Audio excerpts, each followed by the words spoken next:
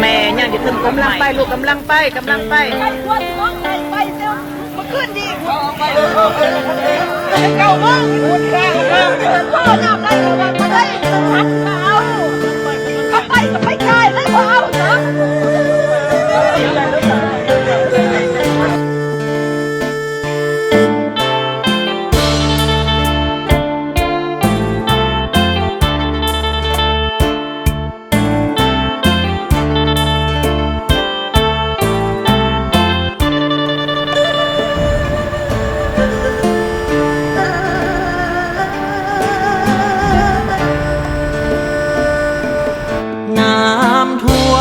อยู่ที่เมืองสนามไซ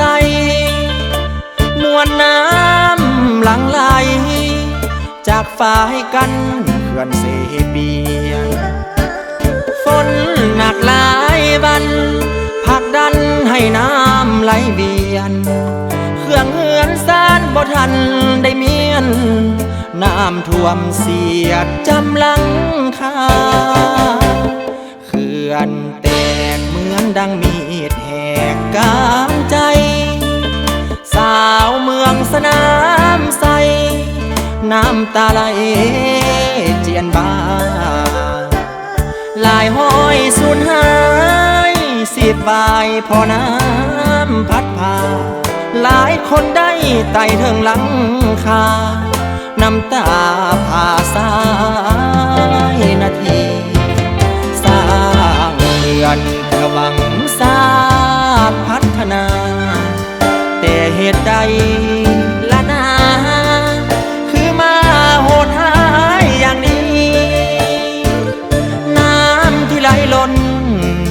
เกิดจากฝนหรือเขื่อนบ่อดีหรือน้ำตาแม่ธ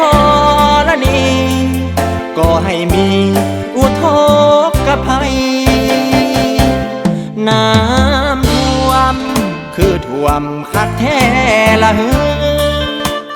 วันนี้อัตตปื้อ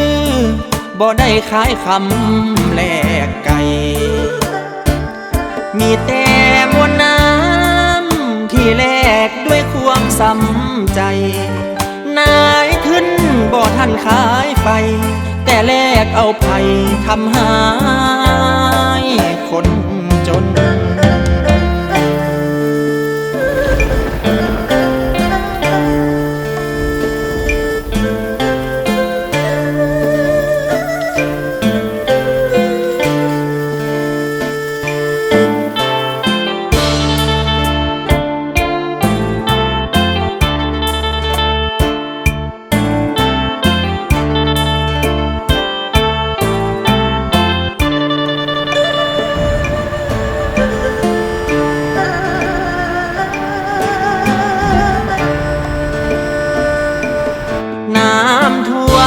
ขอบอนดินฟ้าคุ้มครองคุณพระศรีปกป้องพี่น้องให้พ้นจากภัย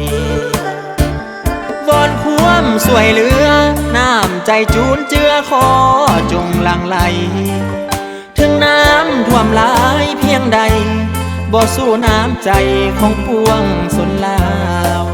เข้มแข็งยืนสู้ต่อไปขับไหลน้ำไหลพ้นภัยเถิด